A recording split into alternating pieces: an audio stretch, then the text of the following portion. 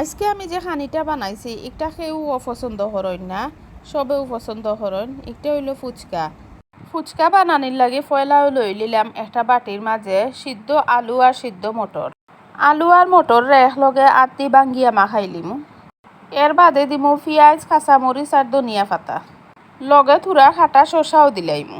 পরে দিমু চিনি আর লবণ, চটপটির মশলা আর ধনিয়া গুঁড়াও দিমু, লগে একটু লেবুর রস দিলাইমু। আমার সব উপকরণ দেওয়া শেষ। এখন সব একলগে সুন্দর করিয়া আমি মাখাইলিমু।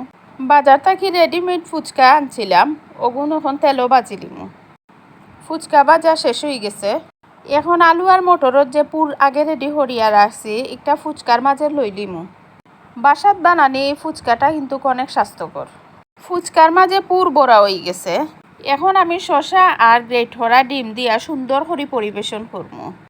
ওই গেল আমার আজকুর মজাদার ফুচকা। আপনারা খেয়ে ফুচকা বালা ফাইন কমেন্টে জানাই যেন।